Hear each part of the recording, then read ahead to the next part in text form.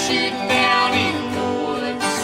He wouldn't leave it even if he could. 'Cause life is good, yeah!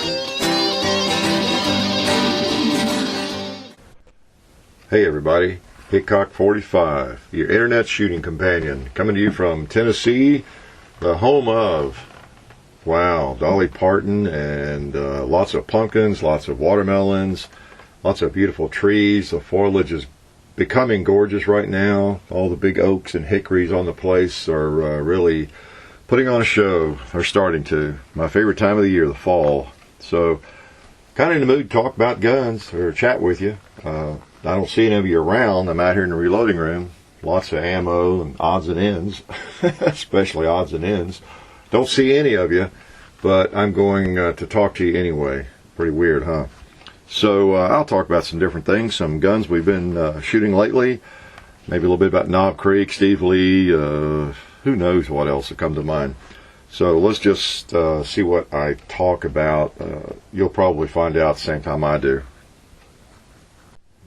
You know, I thought I'd start out with a gun of the week on this broadcast, quote unquote, because I'm so sporadic now with this that I kind of forget myself almost. I'm pretty sure the last one I did was the Gunsight Scout Rifle. Isn't that terrible? It was either the Mini 14 or the Gunsight Scout Rifle. So I'll double check it and listen to it again. I don't have it with me to listen to, but if it sounded like an automatic, it was the Mini 14. If it sounded like a bolt, it was the Gunsight Scout Rifle. So what I thought I'd do is, to alleviate that problem, is I'll change up the format here a little bit, and I'm going to do the gun of the week right now, well, or the gun of the show right now, and then at the very end, I'm going to tell you what it is. How's that? Because, you know, it's a long time to kind of wait. You know, people have forgotten, and like, who cares after 3 weeks or 2 weeks or a week and a half maybe. So let's just do that for a change. So first of all, I'm going to unload it. Round out. Okay, I'm working it. I'm going to snap it. If it goes off, you'll hear if it's not unloaded. So will I, right? Cock it. Bang. Okay, it's a black gun. Fits my hand like a glove. Fire it double action. Cock it. Okay, put the mag back in it. Alright, you should know what that is. Speaking of Knob Creek, you know, John and I made it up to Knob Creek on Saturday. It was, well, a week ago, basically, when it was in operation, the fall shoot. For those of you who don't know, if you're just new to the channel and to guns and shooting and haven't had a chance yet to go back through every single video, which you should be working on, I'm watching you, and I will know if you have seen all the videos. But the machine gun shoot that takes place up south of Louisville at Knob Creek, it's right there at the Shepherdsville exit. If you've ever been through there, there's not a sign, I don't think, that says Knob Creek. But, you know, if you get off at the Shepherdsville exit, it's like 115 or 117, along in there, exit number, and you head west, I don't know, 5, 6, 7 miles, you come to the range, back in the hills where it needs to be, away from everything. But it's a very interesting machine gun shoot. It's one of the, might be the biggest in the world. I think they promote it as the biggest in the world. Big enough. If you've been there, you would agree with that. But anyway, we've been going pretty regularly the last couple of years and had a good time. Very crowded. We did not shoot anything for a change. You know, every time we go, we think, okay, here's what I want to shoot. I want to rent AK, rent a BMG or whatever, and shoot it this time. Something maybe I haven't shot, you know, before. And on this trip, I was interested in shooting a BMG, you know, 50 cal machine gun. That's one gun I've never fired. Almost got to fire it over at the Lucky Gunner machine gun shoot, and it just didn't work out because of the lines and some downtime on the gun and some different things. But so I was geared up to do that. But I don't know, as things happened and as the day went on, we it just didn't take the time to do it and get in line and get the release signed and everything. It was very, very crowded, and kept running into people that, viewers. That was great. And, Steve Lee was there chatting with them and some other folks, and really we just turned into just mainly a social event, and chatting with people and talking guns, going through the gun show, which is pretty extensive, and, which is fine. That's what it's all about. We had planned to do some different kinds of, take some different footage and do a video, but do a little bit different sort of video perhaps. But, as we get up there, this happened the last time too, really. But on this trip, same thing. We get to shopping and looking at things, or some things we're looking for in addition to ammo. And, time gets away. It's a big crowd. We keep running into people and chatting about guns, and, so what? We didn't get done. We didn't even really do a video. I think we've got a little footage you might see. But as far as a Knob Creek video this time, you notice we didn't post anything yet about that. And I don't know that we even have enough to post a Knob Creek video per se. We were going to talk to and interview some of the vendors and different people. And it is just so crowded. And again, we were looking for some things, and we just didn't do it. First and foremost, John and I are gun nuts. We plead guilty to that. I mean, guilty as charged. There were things that we were looking for, some specific magazines for guns, and ammunition, and just looking at everything, and just enjoying ourselves. So that's that's what we do. So, as I've been saying all along, we just have started inviting you all into our lives the last 3 years, and we more or less continue just doing what we've been doing. This really, that's about 95% true. So, we get up there, and it's just not easy to get what we had planned to do with the video. We just don't do it and go on with what we're trying to do. Not going to ruin the day trying to get a video. We've got, good footage up. You know what Knob Creek's all about. You've seen some of the videos from there and seen what we've done, and it's kind of the same every time, and which is great. If it changed too much, it wouldn't go maybe. But we found some ammo, which we lugged about 2 miles out to our car. Railroaded Steve Lee. Actually, he volunteered. That guy has a screw loose. We were talking to him about how we were going to go ahead and take the ammo we had bought out to the car and then come back, for the rest of the afternoon. And he said, I'll go with you. I'll go out with you. Oh, you sure? Are you feeling okay? So, yeah, I'll go help you. Well, he and Tracy both, his wife, they went with us and helped carry the ammo. I think he thought we were parked where he was parked. He was about 1.5 miles closer to the actual shoot than he was. So he got in the morning. Bargained for it. We had a good time though on our long hike, shifting arms and carrying a couple of cases of ammo and whatnot. So, but anyway, so like I said, we just had fun visiting with Steve and his family and other viewers. We ran into. I think we set a record for numbers of people that we ran into that had seen our ugly faces on the tube. So it's almost like a YouTube gathering there. I don't know that I ever attend anything. Of course, I run into you folks at gun shops and gun shows, and sometimes, occasionally at a Walmart or Wendy's or something. But I've never been anywhere. We don't go anywhere that we see a higher concentration of viewers than at Knob Creek. That's interesting. I'm not sure why that is. More so than any gun show or anything. But I guess the most hardcore shooters go to Knob Creek, and most hardcore shooters look up shooting videos on YouTube. I guess that's the common denominator. I don't know, but boy, there are a lot of folks there. A couple from New Zealand, several guys from Canada, and of course numerous people from around the region. But it's just interesting, and it's neat to see you guys put a face with an anonymous username, right? So we had a good time. What do we get? Well, anything of interest up there? We brought back, of course, ammo is always interesting. You can usually get good buys if you buy ammo in bulk up there. Got a drum magazine for the AK, and you'll see that's pretty soon. Probably this maybe before you hear this. And what else did we find? A couple of magazines. I had picked up a 40-round AK mag up there last spring, got home with it, and oh no, it was for the AK-74 caliber. What is that, 5.5 something by what? You know, the smaller AK. I've never had one of those. I kind of old school. I like the 7.62 by 39, you know, in the AK. But I got home and I couldn't get a 7.62 by 39 round in it. I thought it was defective, and turns out it was just the wrong magazine. Took it back to the vendor up there, you know, like 6 months later, and pleaded guilty that, you know, I just picked up the wrong one here and don't have anything that will fire. They traded me out, and that was fine. So a couple of magazines. What else did we get? Oh, I don't know. I'll think of it. We picked up a few things. Nothing dramatic. Didn't buy a BAR or anything like that.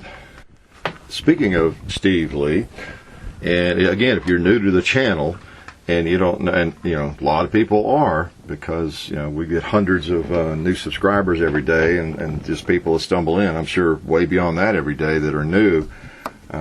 Go back through and search for Steve Lee. If you don't know Steve Lee, you need to. He really has recorded the anthem of gun nuts. It's just a great song.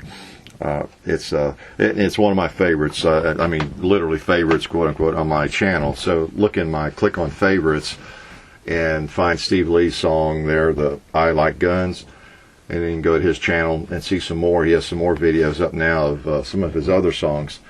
The I Like Guns is just still an incredible song, and I won't bore you with that story again. How somebody sent me a link to it a year or 2 years ago, I guess, and then I wrote him a note just complimenting him on the song and everything, and we ended up exchanging emails, and he's been up to the compound a few times since then. We've done some videos together and become friends, I guess you'd say, since then.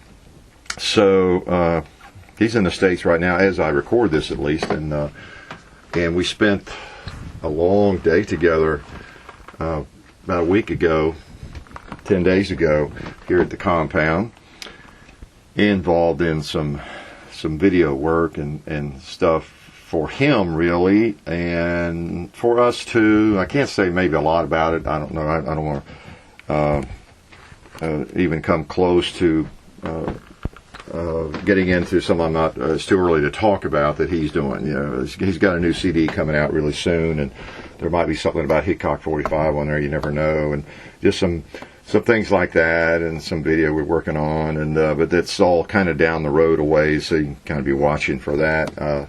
That's kind of up to him in terms of when some of that news is out there or things are released, and you know how all that kind of stuff goes. But we had a great day together, a lot of fun, and we didn't really get a video out of it. We might still get something. I think he might drop back by before he goes back to Australia.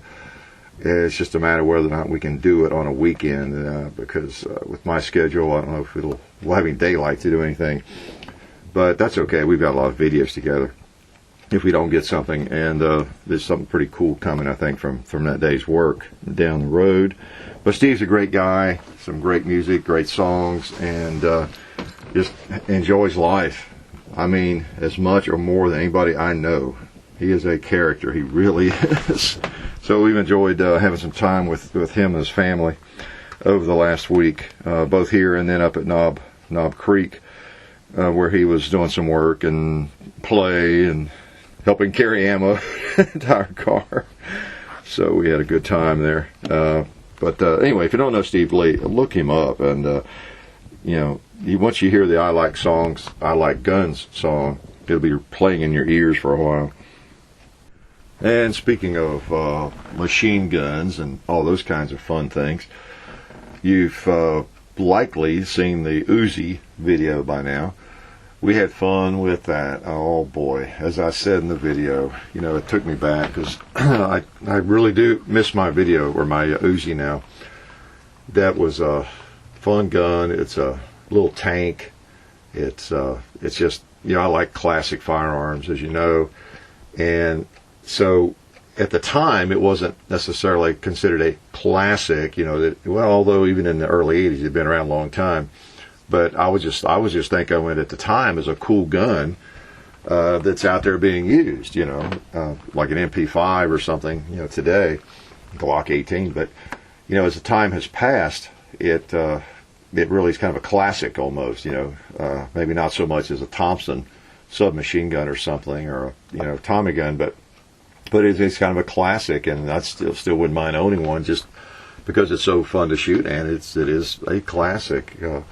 It's built like a rock, like an AK or something. It's Thompson, it's a rock, it's a brick. It really is fun to shoot. It's not such a high rate of fire that you can't have fun, just holding it on target and letting them rip. There are a lot of fully automatic firearms. I have fired a lot of them where, the cycle rates, whatever, 1,200 rounds per minute, 1,500 or something. And, as soon as you pull the trigger, the thing is empty.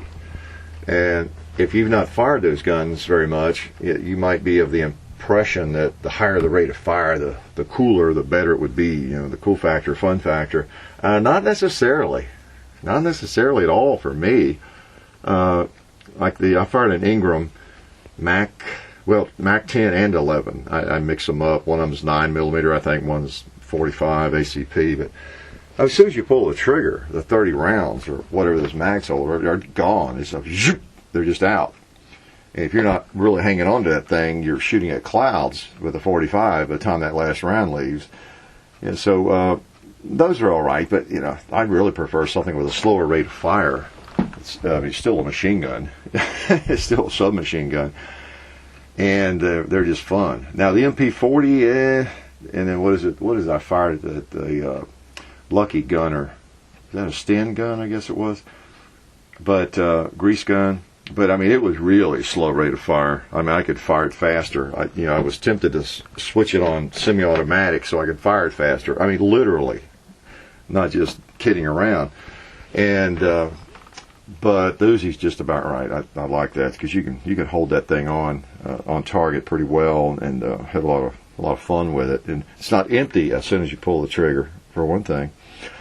But that's a neat gun. I again appreciate the guys at the Jolton Gun Shop bringing that out. If you happen to live in Nashville, if you're ever in there, thank them for the support they give us.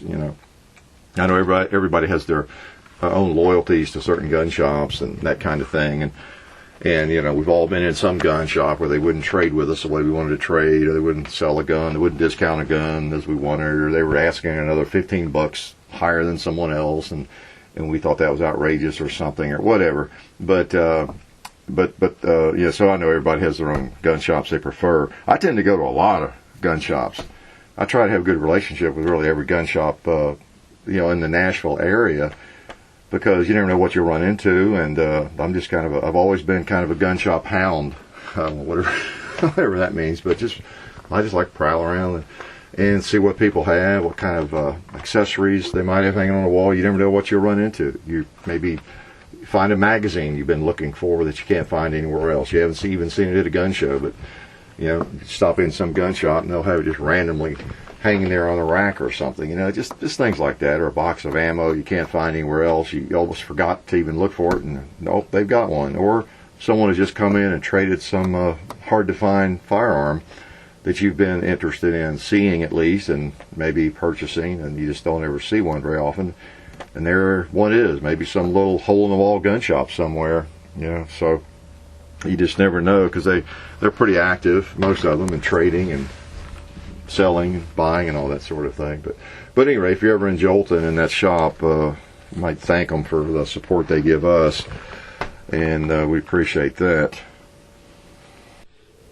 You've probably already seen the gun sight rifle too, the Scout rifle, by the time we post this, because I'm out here on a Sunday afternoon, and we'll post a video or something here next day or two. I'm not sure. We've got 2 or 3 things that we've got to get up, and I'm not sure what, with Halloween coming, we have some things there with a kind of a deadline and all that. Our annual ritual of pumpkin carving, that we don't want to skip a year doing that. We're not going to try to outdo ourselves, because that's just a tradition that we've been carrying on for a while now.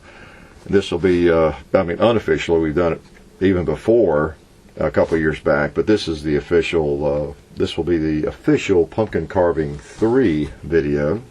For 3 years we've done it for video, but and I'm sure there'll be a lot of people posting those this year, after ours went all over the place last year. But we're not going to try to do anything outrageous or anything. We just we may do something a little bit different, or a different gun, but that's just what we do. Again, we carve our pumpkins with a firearm. You know, it's not a marksmanship event. It's just how we carve pumpkins. You know, what else can I say? So we'll do it again this year, and then we'll post it. How's that? But anyway, we have several things we'll post. You probably will have seen the gun, the bolt gun, the gun sight scout rifle. That I have been looking at that gun for a while. When I see one, that is, they're really not easy to come by. I spotted my first one, well, when it came out at the NRA convention. It'll be almost 2 years ago, I guess, year and a half now, in Charlotte, and was impressed with it. And every time I do see one and pick it up, I think, I need this gun. I need this gun. This is really pretty neat. And I messed around. Finally, I requested one from Ruger, and it's a little darling. I tell you, it really is. As I point out in the video, I'm not highly impressed with the magazine, but because I'm spoiled by the M14 magazines and whatnot, AK mags and AR mags. You know, they're not that hard to load. This one's a little slower to load, but then again, it's a bolt action rifle, like it really matters. If I were to keep it, I will buy another magazine, or two, and then, if you have 3 of those loaded, that's all you're going to fire out of a bolt action rifle. So get them loaded and then just go shoot. But they're not like impossible to load or anything. They're just designed a little bit differently, and you can't just pop them in, and load one up 10 rounds and in like 15-20 seconds. You got it's kind of a two-handed affair, but they load. They're okay. But that is a nifty little gun. I might even put a red dot on it just to see how I like that, because that scout rifle concept, that Cooper pretty much pioneered, is interesting to me, always has been. And I now have the SOCOM 16, which is essentially, the semi-automatic version of that, I guess. Then we got the Bolt gun sight scout rifle, and they both have rails out there forward of the Bolt, and in keeping the gun sight scout concept. So I might stick something. I don't know if I'd stick an actual telescope on there or not. I think I might try just a red dot and just play with that a little bit, just for something a little different. Because I know that is part of the concept. Metallic sights are fine on it, but I might get something that has a quick release and pop it on there. Something I could move from rifle to rifle. I'd have to re-sight it in, I guess, but might be fun to play with that. I don't know. That's an interesting gun. It's really comfy. It where the stock extends, you put the spacers in. I got it to where it fits me well, and I'm going to have to shoot that a while. But don't know whether I'll keep it or not. I kind of think I will, but I just want to shoot it some more, and we'll do 2 or 3 videos with it before we finish up with it. But really handy, good feeling little gun. Kind of an oddball thing. How many bolt guns have a magazine like that looks like a M1A magazine hanging down? It's a little bit odd, but pretty interesting gun, I'll have to say. Well, now here's a topic for the radio show. How about this? The Band-Aids I sport quite often. It's funny, isn't it, on YouTube when you throw up a video, the various questions you get. But people ask me about the Band-Aid. How'd I cut myself? What's wrong with my finger? What's wrong with my thumb? I've been sending them to the radio show because I think I talked about getting my thumb hung on Gunner's tooth, in the radio show a while back here. And so I just tell them, go listen to the radio show, if you want to know. Just like I send people with FAQs, catch people who haven't seen FAQs or don't listen to the radio show. Well, you guys just get a little bit more information. See, if you're willing to sit through this or to listen, you deserve a little inside info, right? Like all that very juicy information about Band-Aids and that sort of thing. But as I answered somebody, I don't know where it was, in a comment or something, I'm out and around all the time doing stuff, not just shooting.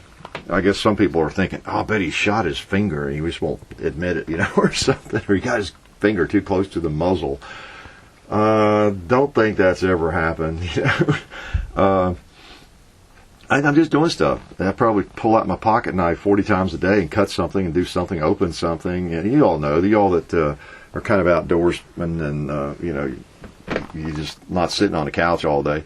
You just things happen. You do. I had opened a soup can here. I've got another Band-Aid or two on the other day for to eat, and then we saved soup cans for the close-ups and things, and I was just kind of wiping it out, drying it out, and I was going to set it outside, and I made the mistake of being stupid, putting my hand inside the can to dry it out, and rubbed my hand around. Well, guess what? There's like a razor sharp edge where I had used a can opener to take the lid. How dumb was that? Well, now I got another cut in a bad spot.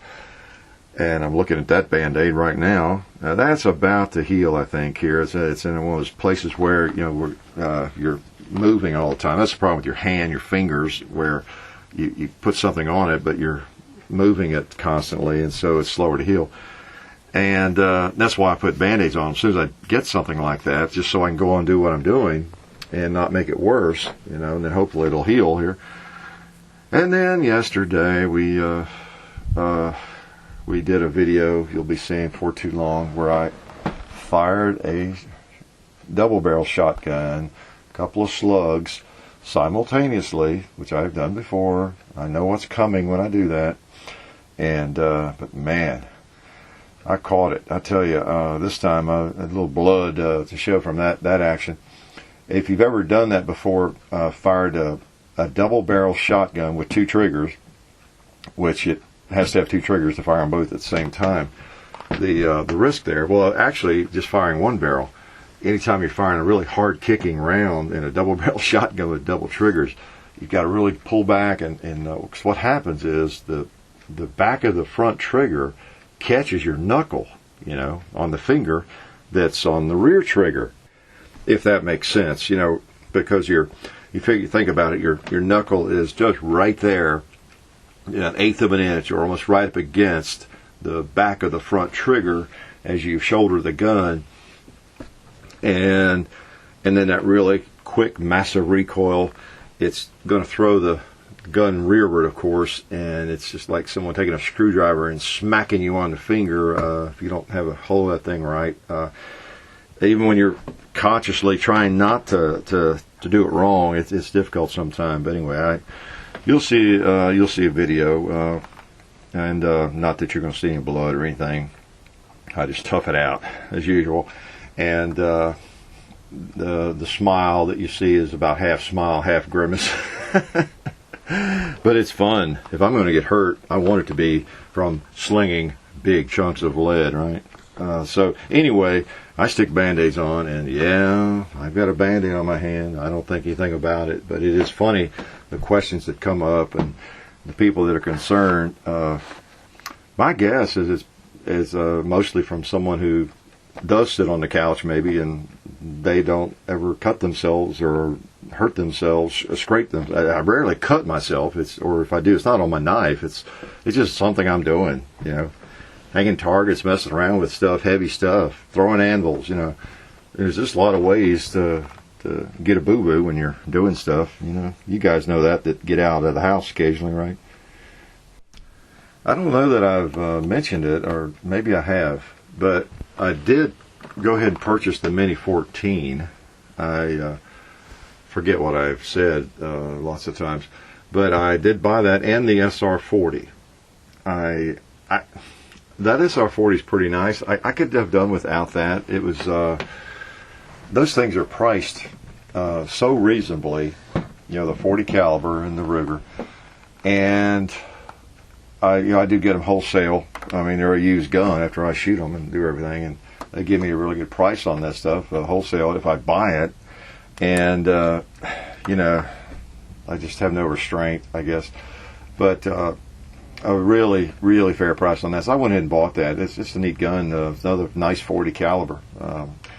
Can't complain. I still prefer a Glock, but it's a good gun. It really is. I think you can tell in the shooting videos. Well, I guess that's the only kind of videos I do with guns, but pretty much it does shoot well, and it's easy to shoot well. It feels good. It's reliable and everything. So it's a fine little piece of hardware. And of course the Mini 14 too. I really like that gun.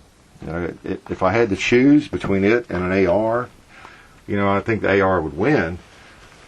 But I don't have to choose, thankfully. And it's just a gun I've always kind of wanted. It's like the AK versus this and AR versus that. We do some of those videos where we do the versus thing because that's what people want to see. That it tells people what it is. It's a comparison. I mean, that's what people really expect you, I think, to put in a title. And when you're comparing, things.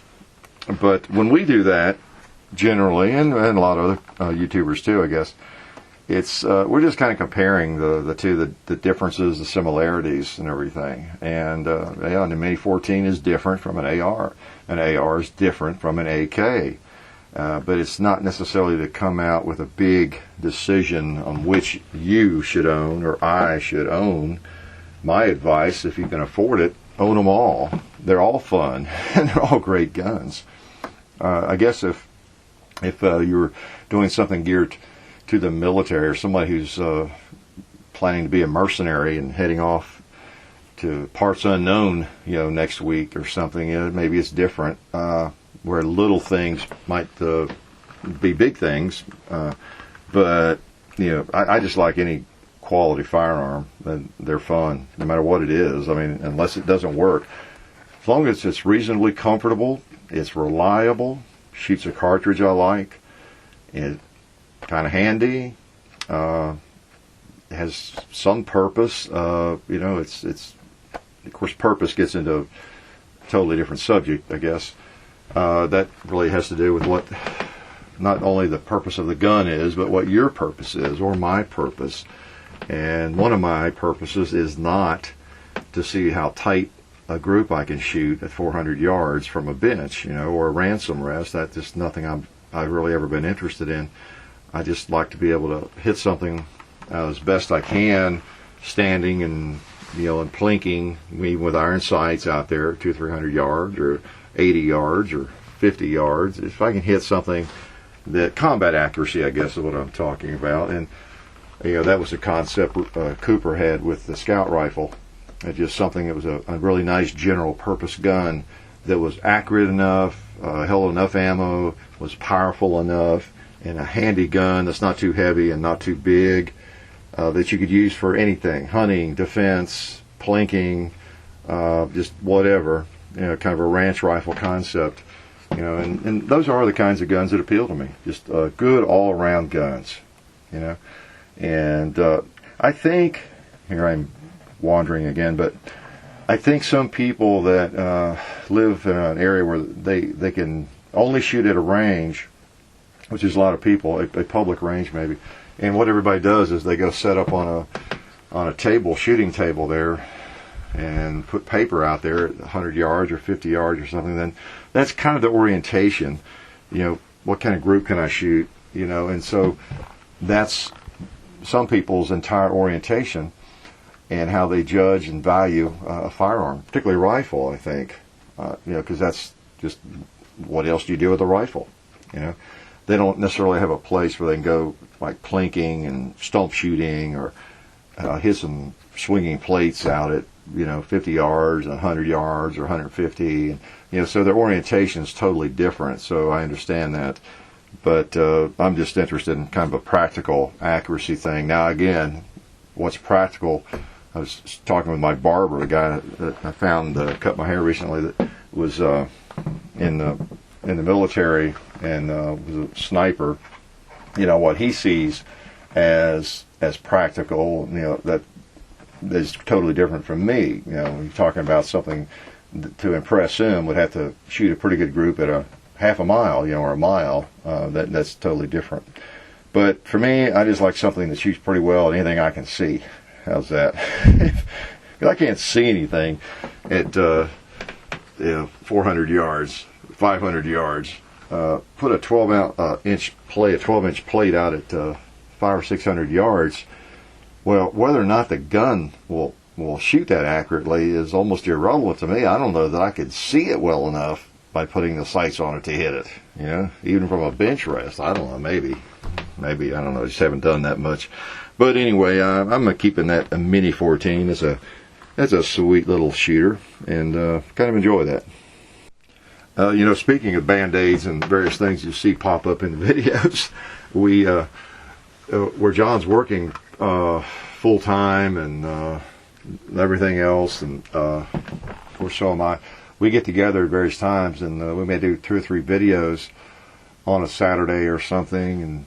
But we have a kind of a posting schedule, let me put it that way. So we might do a video that we really don't plan to post for several days, or it could be a week or two. You know, so I know that's kind of confounds people.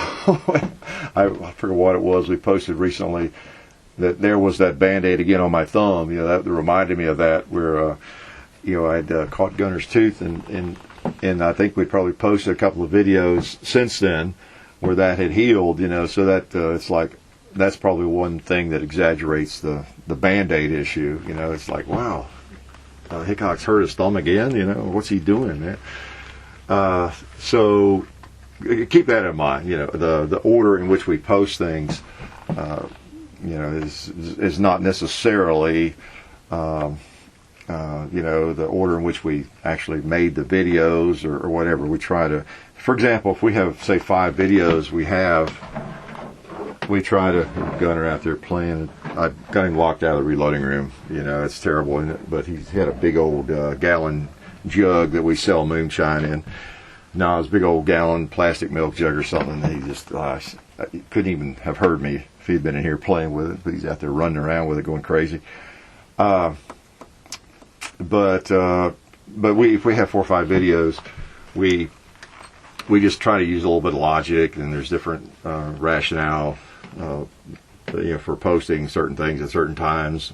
Kind of, we got some interesting videos right now, dying to post, and but we also have some concerns about Halloween coming up and some things we want to post there. You know, just different things. So you can understand that, and then also, you know, we could go 2 weeks and not be able to get together or something and get a video. So we try to make good use of the time we have together when the weather's nice, and you know, and keep things going, because we're always shooting when we have time, and so we're interested in doing videos when we have time.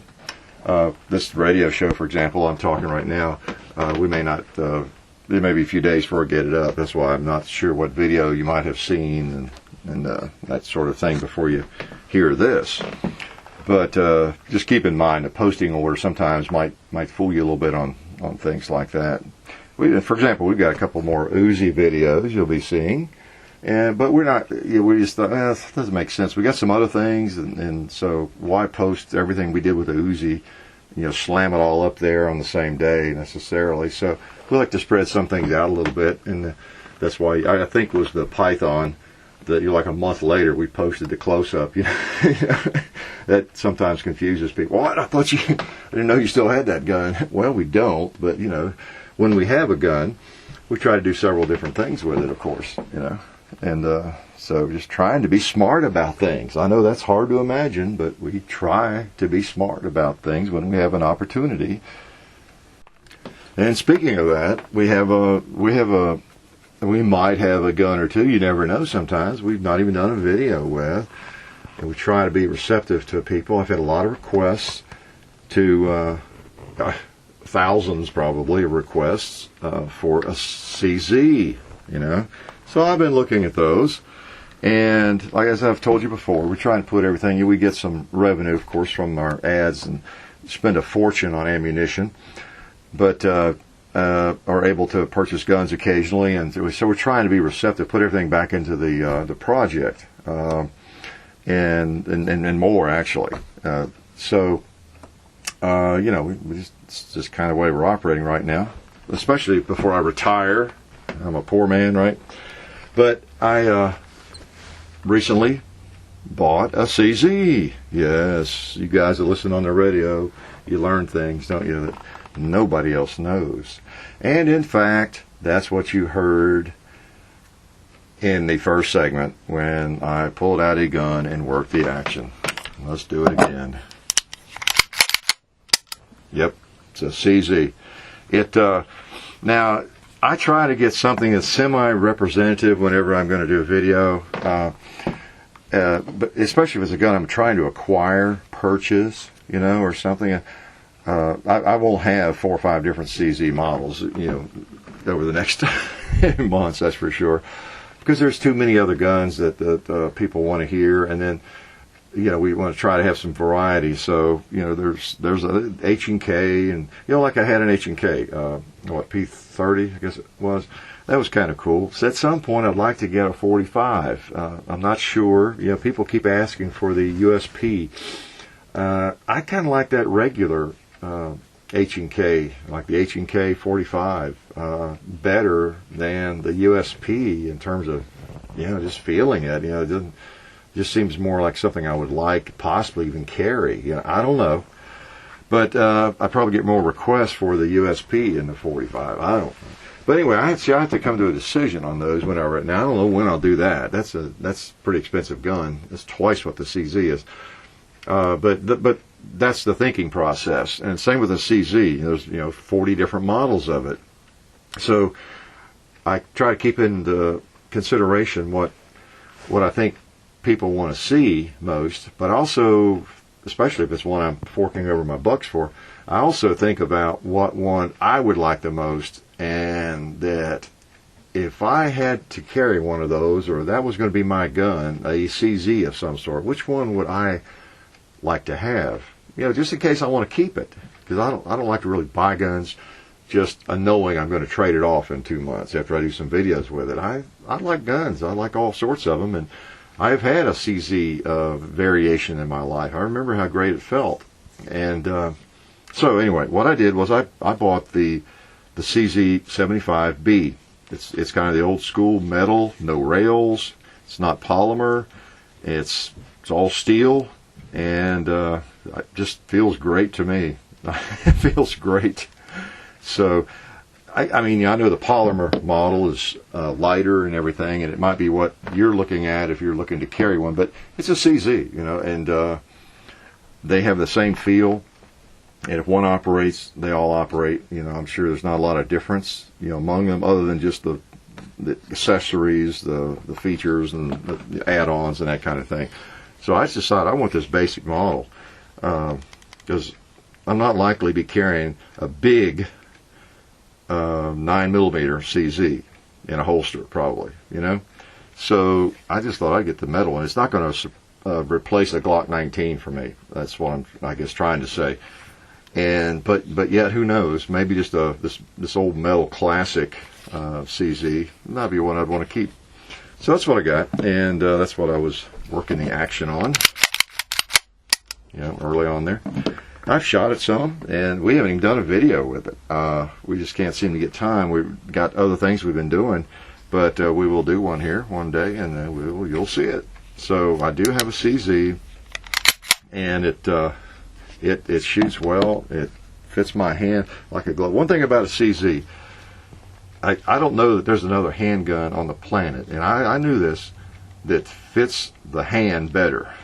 I mean, you may not like it for other reasons, but it feels like $1,000,000 when you grab it. There's no doubt about it. I remember my first one. That's what led me into it, back around 87 or 88, something like that. And it just feels like me. It's got what I like about it is, if this is all I had, I could live with it. It has the 1911 style thumb safety. It fires double action first shot, and then after it's cocked, it's single action. You hear me complain about that. But now this one, once you cock it, put the safety on, it's just like a 1911.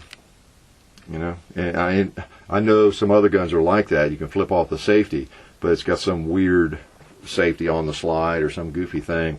This has the safety right there with a 1911. In fact, it's almost positioned better. It's just perfect for my thumb. And then I notice also you can flip the safety off, and with thumb pressure, without changing your grip, you can flip the safety back on. I like that. It's not so stiff. It doesn't take a lot of strength to put it back up. And that's pretty cool. And it just fits your hand like a glove. It's like you took a piece of clay and molded it into the grip you wanted, you know. That's how that grip feels to me. So, but anyway, you'll be seeing that. And there was something else I was going to bring up about that. The reason I even started talking about it, I think, but I'm not sure what that was. Other than that was the gun from the first segment, and I doubt that anybody got it because you didn't know I had a CZ, right? So you learned that you're a loser all in one segment, one radio show, right? You lost. Unless you can read minds, you probably didn't know that. Although, let's see. Actually, let me get this right. How's this for talking futuristic? But if the scout rifle video has been posted, I think I actually have it in my holster while we're doing the scout rifle video. We may post that, early this week. I'm talking the last week of October here, so I know we'll. But anyway, I don't want to confuse you or myself. But it could be that the scout rifle, gun sight rifle video is posted before you hear this, and it could be that someone actually spotted that in a holster. Okay. So I'm trying to keep all the what ifs straight here. But anyway, I got a CZ now. We'll do a video. In fact, I'm about to go out and shoot a little bit more here before it gets dark. Just prowl around the farm a little bit with Gunner and do a little plinking with it. Got the magazines loaded and want to try it out again. So that's that. CZ World has come to the compound. Well, I guess better wrap up here. I think I'm maybe getting long on my time here, but a lot of gun talk, I guess, this week, or this show, but lots of guns to talk about, and that's kind of what we're about, firearms and guns. Didn't get into deep philosophy this time. I don't guess I had any stories, really, about guns I've owned. I'll think back through the files and maybe have one of those next time. And just enjoying going through these various firearms and trying them out and shooting them and showing you what I think about them. Got some more stuff to do with the Springfields. We still have the two. Well, I've got all three of the 5.25s. You know, the 40 caliber, the 45, and the 9mm. 9mm is mine, and so still have the other two though that we'll need to do another video with before I send them back. I can't buy all those guns. So we'll have to send some of those back probably before too much longer, but you'll be seeing more of those as well as other firearms, and who knows what else you'll see John and me do. So y'all have a good week, good month. Be kind to the trick-or-treaters, and hope you get a chance to shoot some, enjoy some firearms activity. So talk to you later. You've been listening to the Hickok45 radio show. See you on the range.